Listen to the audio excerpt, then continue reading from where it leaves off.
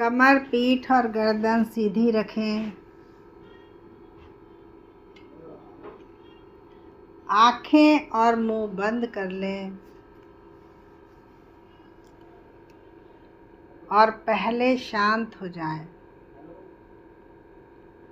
धीरे धीरे हम शांत होते जाएंगे। अपने मन को धीरे धीरे शांत करते जाएं। स्थिर हो जाएं। मन में बिल्कुल भी कोई चिंता ना हो, बेचैनी ना हो, कोई घबराहट ना हो, कोई टेंशन ना हो। अभी यहीं इसी समय वर्तमान क्षण में रहना है।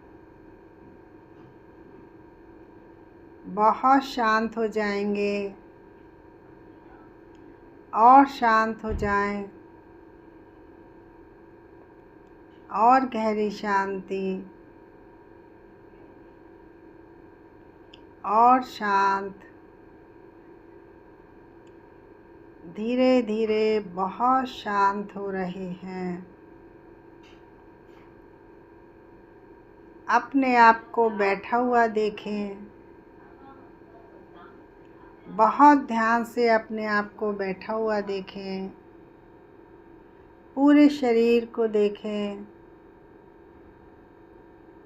सिर से लेकर पैर तक अपने पूरे शरीर को अनुभव करेंगे।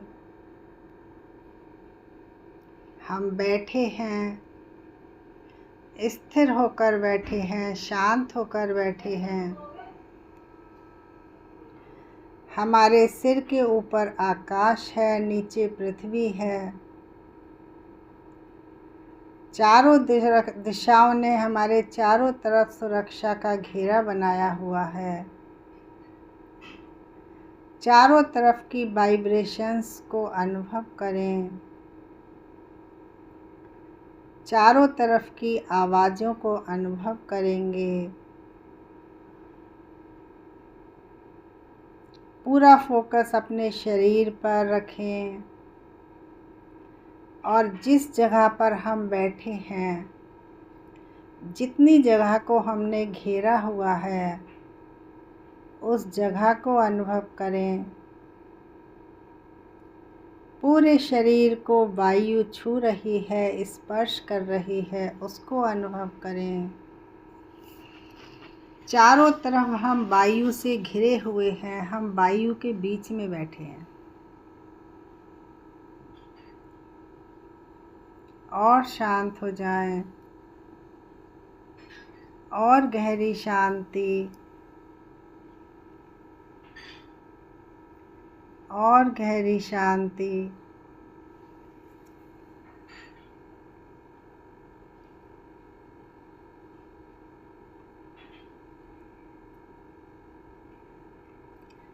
पूरे सिर को देखेंगे।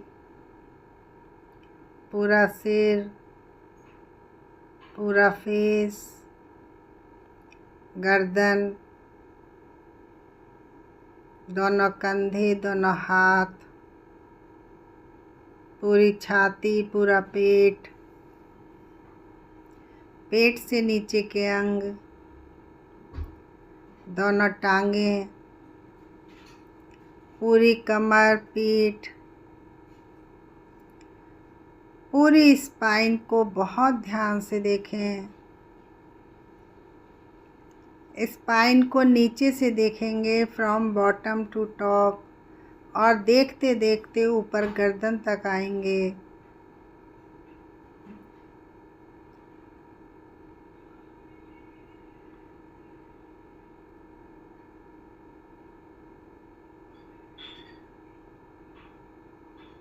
बहुत ध्यान से देखें दोनों कान,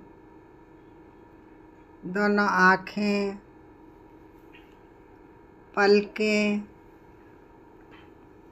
आँखों के अंदर की पुतलियाँ, ठोड़ी, छाती, पेट, दोनों जांघें, दोनों घुटने, दोनों हाथ की हथेलियाँ, दोनों हाथों की कोहनियाँ, कंधे,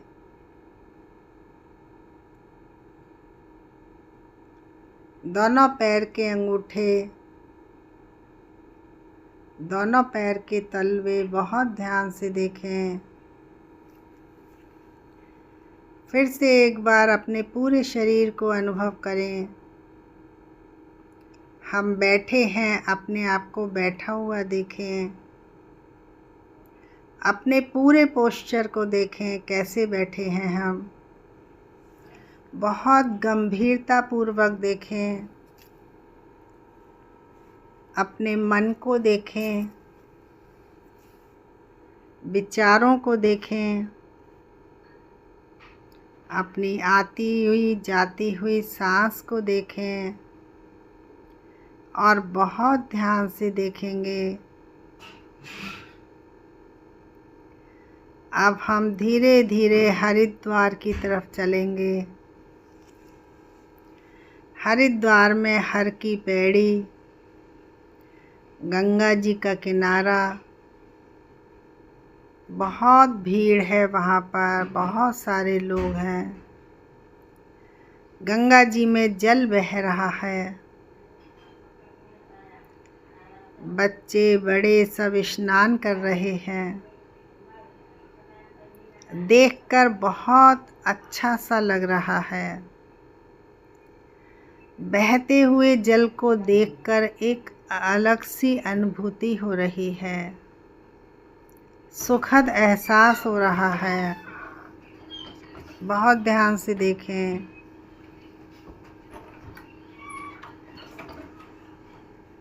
अब धीरे धीरे हम गंगा जी में उतरेंगे।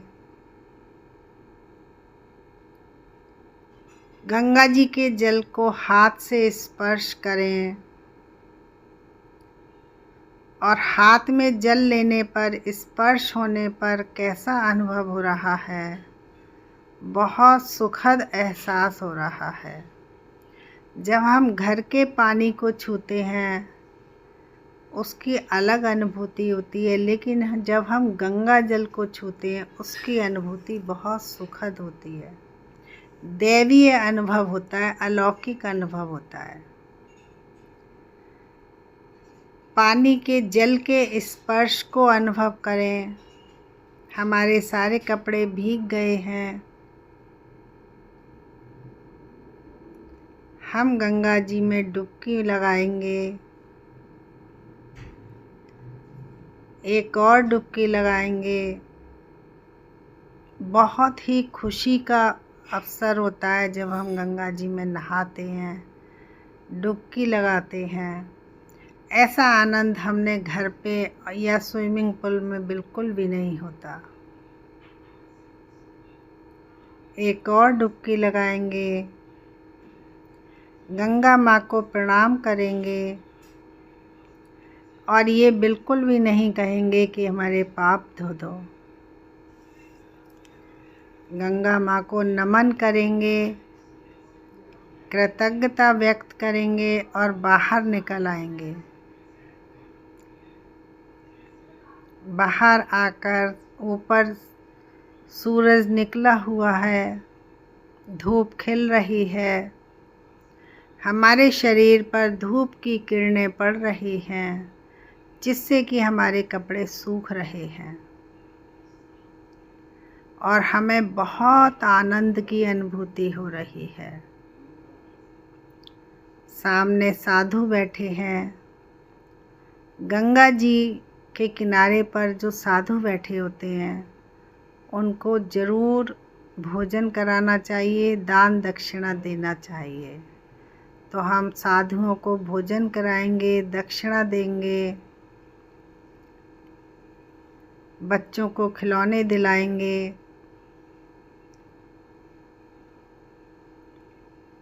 जो गरीब हैं, भिखारी हैं, उनको भी दान देंगे। दिल खोल कर दान देंगे। बिल्कुल भी कंजूसी नहीं करेंगे। भले ही पूरा पर्स खाली हो जाए, इसकी चिंता ना करें। पर्स भरने वाला ऊपर बैठा है, वो उसकी जिम्मेदारी है। अब हम कैलाश पर्वत की तरफ चलेंगे। धीरे धीरे हम जा रहे हैं, पहाड़ों पर चढ़ रहे हैं। वो सामने ऊपर कैलाश पर्वत, बहुत ऊंचा कैलाश पर्वत, बहुत सुंदर। उस कैलाश पर्वत पर गहरा मौन छाया हुआ है, गहरा सन्नाटा है। बहुत ठंडी ठंडी हवाएं चल रही हैं। बहुत सुखद एहसास हो रहा है। ऐसा मन करता है कि हम हमेशा यहीं रहें, इस कैलाश पर्वत पर ही रहें। इस कैलाश पर्वत से 30 किलोमीटर दूर पर मानसरोवर है।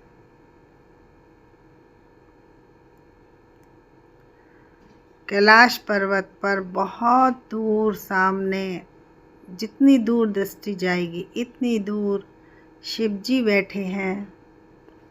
उनके पास पार्वती जी बैठी हैं। पार्वती जी को अनेकों बार संदेह हो जाता है। तब वो शिव जी से प्रश्न पूछती हैं और शिव जी उनके हर एक प्रश्न का उत्तर देकर उनके सभी संदेहों को दूर कर देते हैं। शिव जी बहुत भोले हैं। शिव जी के नेत्रों से करुणा बह रही है। उनके मुख पर प्रसन्नता छाई हुई है। शिव जी को कभी भी निराशा नहीं होती, कभी दुख नहीं होता, कभी उन्हें कोई विपत्ति का अनुभव नहीं होता, कभी उदासी नहीं होती। सदैव ही एक ही स्थिति बनी रहती है उनकी, प्रसन्नता की, सरलता की, सहजता की, नम्रता की, करुणा की, दया की। इसीलिए शिव जी को भोले भंडारी कहते हैं।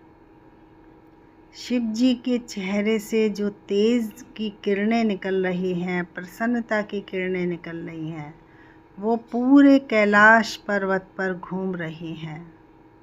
और पूरा कैलाश पर्वत शिव जी के मुख से निकले हुए तेज से दैदीप्यमान हो रहा है। पूरे कैलाश पर्वत पर मौन छाया हुआ है, गहरा सन्नाटा है, एक अलग तरीके की अनुभूति है। वहाँ पर मैत्री का अनुभव होता है, करुणा का अनुभव होता है और बहुत ही सुखद एहसास होता है।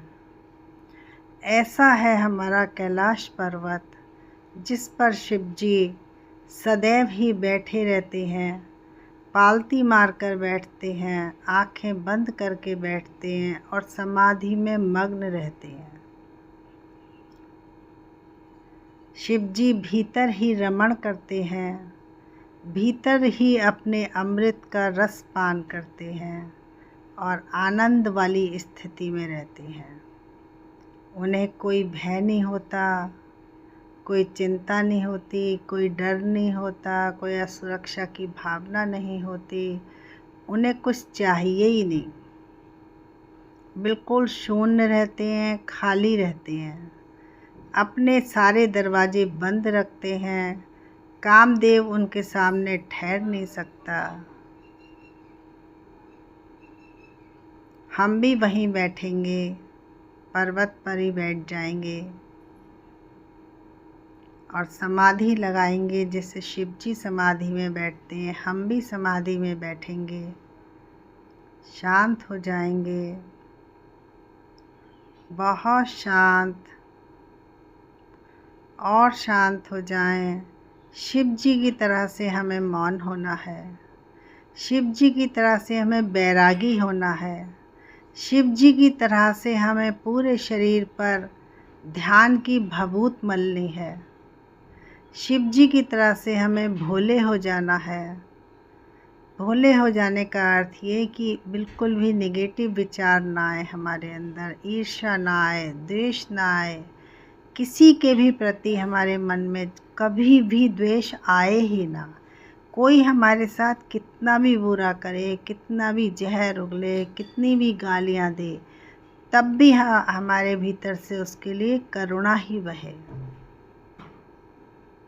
यही भगवान के गुण होते हैं, यही शिव जी के गुण होते हैं। शिव जी तो शमशान में भी रहते हैं।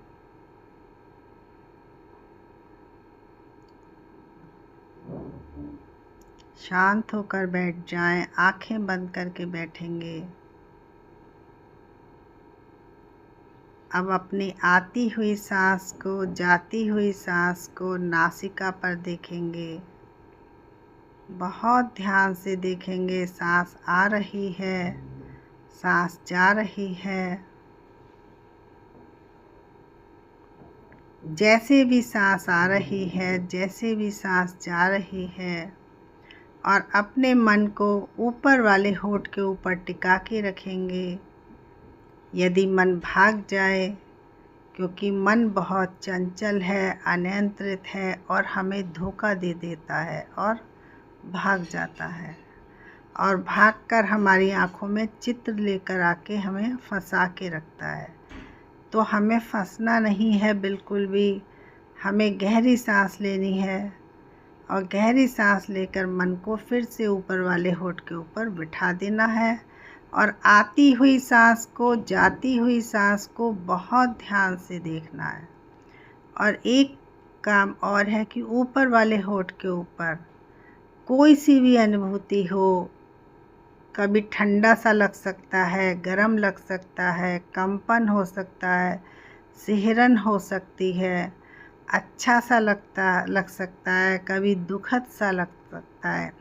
तो जैसा भी लगे उसको ठीक वैसा ही देखेंगे। केवल साक्षी होकर देखेंगे, करना कुछ भी नहीं है। कोई एफर्ट नहीं लगाएंगे। अपने आप कुदरत से जो हो रहा है उसी को देखना है केवल, इसके अलावा कुछ नहीं करना। स्थिर होकर बैठेंगे, प्रसन्न मुद्रा में बैठेंगे, निराश नहीं होंगे, बिल्कुल भी उदास नहीं होंगे, और हमारा बल क्षीण होने ना पाए, हमारे अंदर निगेटिविटी आने ना पाए। दृढ़ संकल्प लेकर बैठेंगे कि हम हिलेंगे नहीं बिल्कुल भी, आंखें बिल्कुल भी नहीं खोलेंगे जब तक कि निर्देश नहीं मिले। दृढ़ संकल्प के साथ शिव जी की तरह से बैठेंगे और लगातार अपनी आती हुई सांस को, जाती हुई सांस को बहुत मन लगाकर देखना है।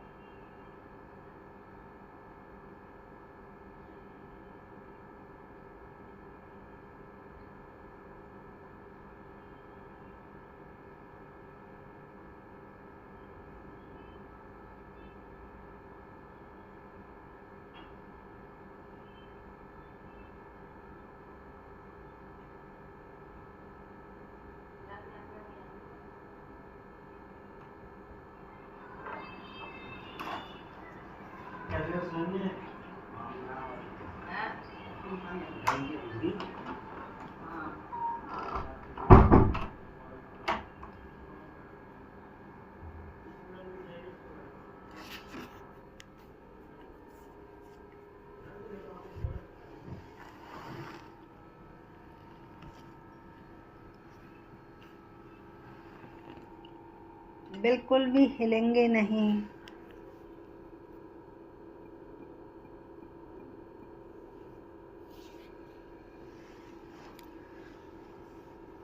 क्योंकि जैसे ही हमारा शरीर हिलता है तो तुरंत हमारा मन भी कंपाने लगता है, मन भी हिलने लगता है। और अपने मन को हम प्रशिक्षित कर रहे हैं।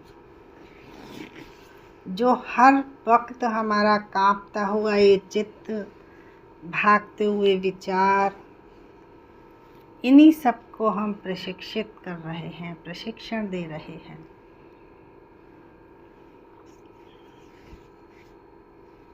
बहुत अच्छी तरह से मन लगाकर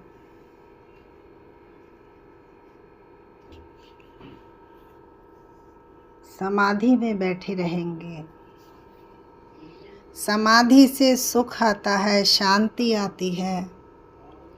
समाधि से हमारा हृदय परिवर्तन होता है, हृदय शुद्ध होता है, और जो हमारा पुराना खोल है वो उतर जाता है और नया खोल चढ़ जाता है। और हमारा डीएनए ही चेंज हो जाता है, हमारे हैबिट पैटर्न्स चेंज हो जाते हैं। जो हमारी पहले अच्छी आदतें नहीं थी वो सब समाप्त हो जाती हैं और नई अच्छी वाली आदतें हमारे अंदर आ जाती हैं। इसलिए हम समाधि का अभ्यास कर रहे हैं। समाधि जैसा सुख पूरे संसार में, अनंत अनंत ब्रह्मांडों में भी कहीं नहीं है। देवता भी समाधि में बैठने के लिए तरसते हैं। क्यों? क्योंकि समाधि में बैठने के लिए शरीर चाहिए, और देवताओं पे शरीर नहीं होता है। वो सब कुछ अपने मन से भोग करते हैं। अपने जो पुण्यों से उनको जो देव की पदवी मिली है उसका वो भोग करते हैं।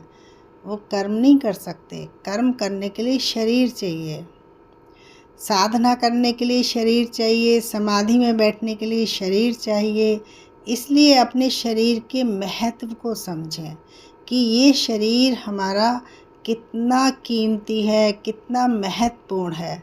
तो इसे बहुत हमें स्वच्छ रखना है, सजा के रखना है, इसकी बहुत केयर करनी है। क्योंकि इस शरीर के द्वारा ही हम मन तक पहुंच रहे हैं, और मन से परे भी इस शरीर के द्वारा ही जाएंगे। क्योंकि जो सांस है वो हमारे शरीर के अंदर है, और शरीर है तो सांस है, और सांस है तो शरीर है। तो सांस के माध्यम से हम इस शरीर को पार करेंगे, और शरीर को पार करके हम विचारों को पार करेंगे, फिर हम मन को पार करेंगे।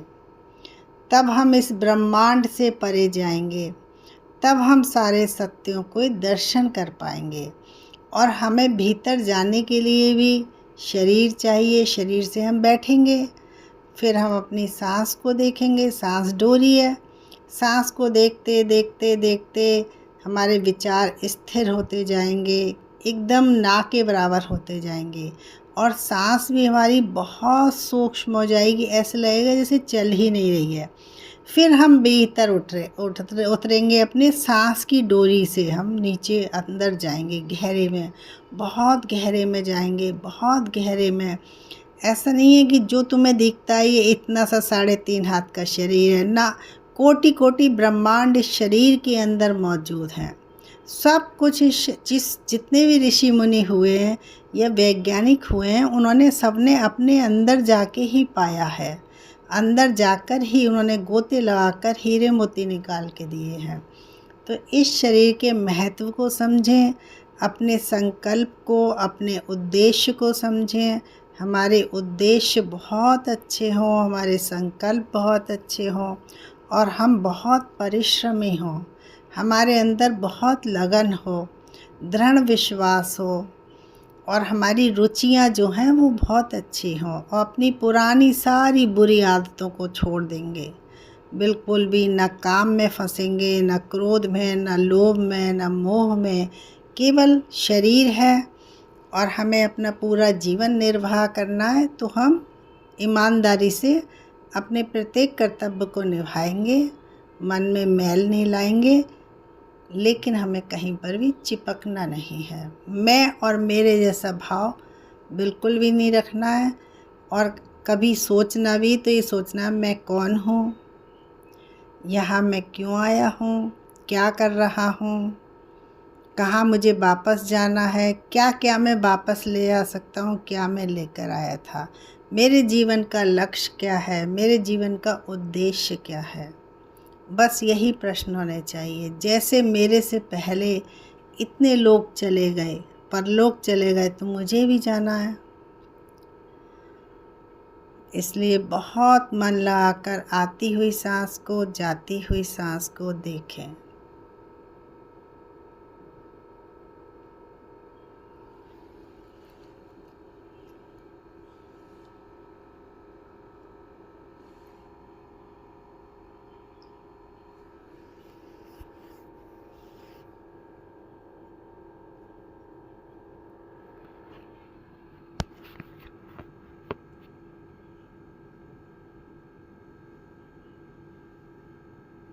आंखें नहीं खोलेंगे बिल्कुल भी, कितना भी चाहे मन करे, कितना भी मन विचलित हो, अपने मन को कंट्रोल करेंगे कि हमें आंखें नहीं खोलनी है।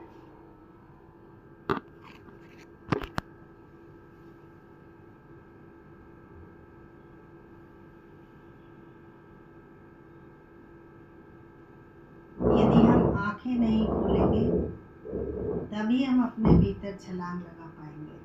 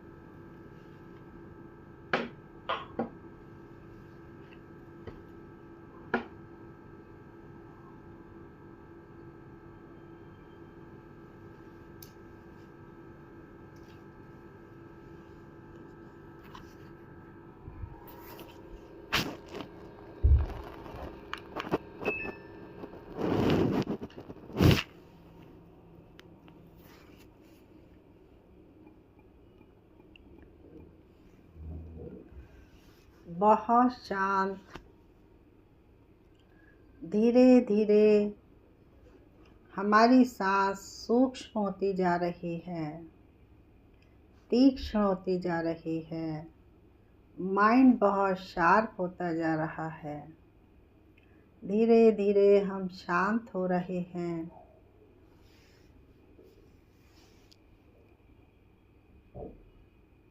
धीरे धीरे हम अपनी सांस को देख रहे हैं।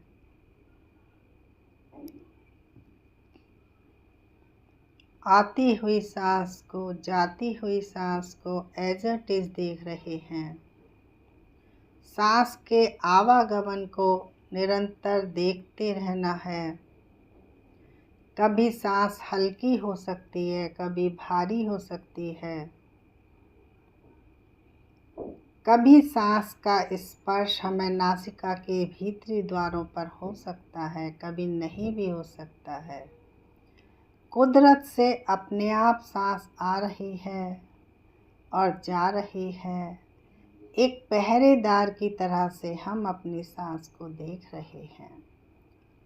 तटस्थ भाव से हम अपनी सांस को देख रहे हैं, जैसे कि समुद्र के तट पर हम खड़े हैं।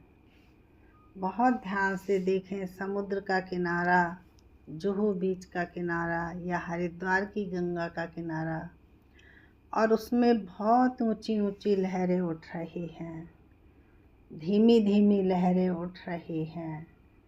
जल तेज चल रहा है या धीरे चल रहा है, जो भी गंगा जी में या समुद्र में हो रहा है, हम उसे एज इट इज़ देख रहे हैं, केवल साक्षी होकर देख रहे हैं।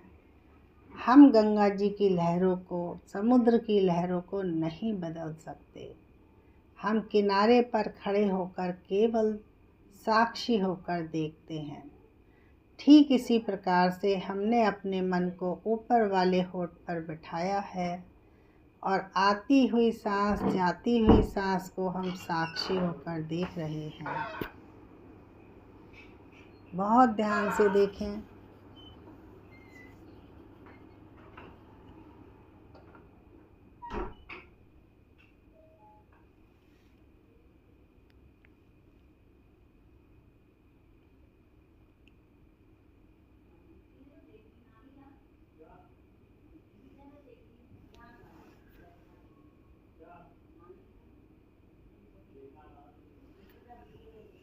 ओम भूर्भुवः स्वः तत्सवितुर्वरेण्यं भर्गो देवस्य धीमहि धियो यो न प्रचोदयात्। ॐ त्र्यम्बकं यजामहे सुगन्धिं पुष्टिवर्धनम् उर्वारुकमिव बन्धनात् मृत्योर्मुक्षीयमामृतात्।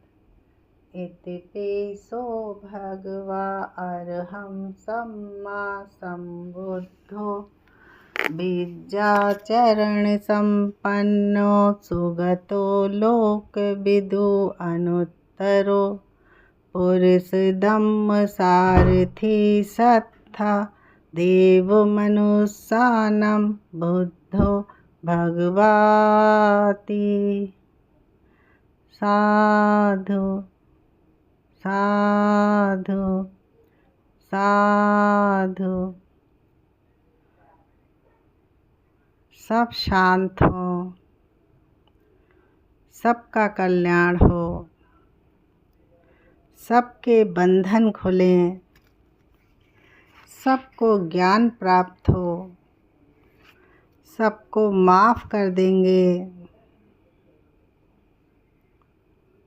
अपनी वाणी को बहुत विनम्र बनाएंगे।